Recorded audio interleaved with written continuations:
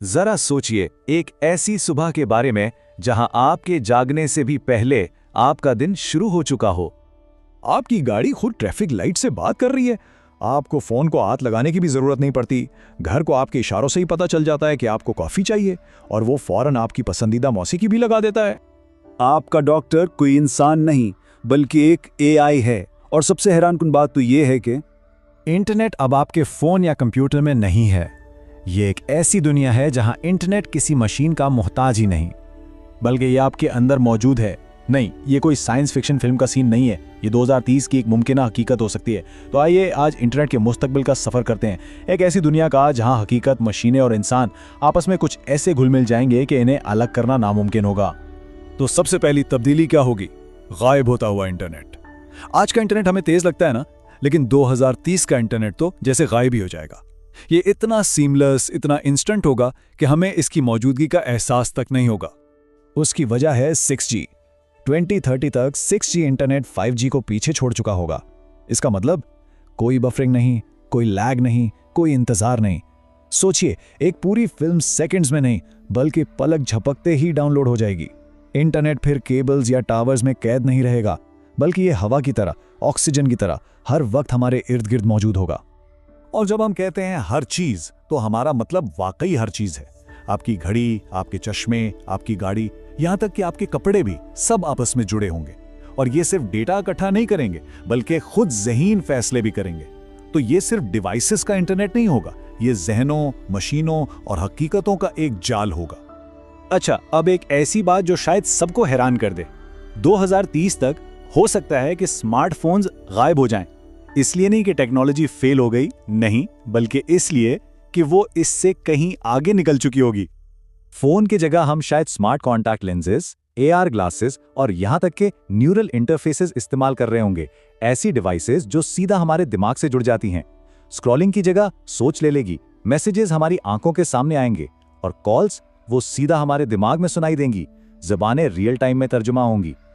यानी सोचिए कि कोई चीनी जबान में बात कर रहा है और आपको वो अपनी जबान में सुनाई दे रही है। कोई स्क्रीन नहीं, कोई टाइपिंग नहीं, सिर्फ सोच और फौरन जवाब। ये सब सुनने में तो बहुत जबरदस्त लगता है ना, लेकिन इसका एक तारीख पहलू भी है। क्योंकि अगर इंटरनेट हमारे ख्यालात पढ़ सकता है तो फिर और कौन कौन पढ़ सकता है? और यहीं से AI का किरदार बदल जाता है। 2030 में AI सिर्फ हमारा असिस्टेंट नहीं होगा, बल्कि वो हमारे लिए फैसले करने वाला बन जाएगा। AI आपके पूरे दिन की मंसूबाबंदी करेगा। वो ट्रैफिक से बचने के लिए बेहतरीन रास्ता चुनेगा, आपकी सेहत पर नजर रखेगा और आपके घर को कंट्रोल करेगा। सोचिए, आपको भूख लगने से पहले ही आपका फ्रिज ग्रोसरी ऑर्डर कर देगा। आपका घर आपका मूड पहचान कर लाइट्स और म्यूजिक खुद बदल देगा।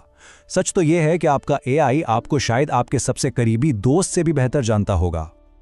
लेकिन असल गेम चेंजर यह है, AI आपके हुक्म का इंतजार नहीं करेगा, वो आपके पूछने से पहले ही काम करेगा। ये आपके रिश्ते टूटने की पेशगोई कर सकता है, हादसों को होने से रोक सकता है, यहाँ तक कि जराइम होने से पहले ही उनकी निशानदही कर सकता है। तो सवाल ये है कि क्या ये एक ज़्यादा महफूज दुनिया होगी या एक ऐसी दुनिया जहाँ हमारी अपनी मर्जी, हमारी फ्री विल धीरे धीरे ख़त्म हो जाएगी? अब ज़रा बड़े पैमाने पर सोचते हैं। 2030 तक शहर जिंदा निज़ामों की तरह काम करेंगे। कारें सिर्फ खुद नहीं चलेंगी बल्कि वो मिलकर सोचेंगी। कैसे? गाड़ियां आपस में, सड़कों से, ट्रैफिक लाइट से, यहां तक के मौसम के सिस्टम से भी जुड़ी होंगी।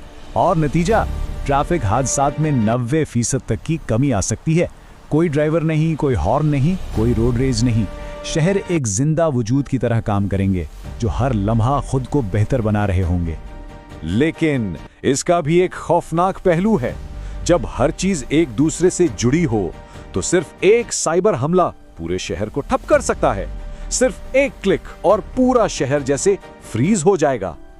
इस जुड़ी हुई दुनिया में एक और अहम तब्दीली आएगी, इंसान और मशीन का मिलाप।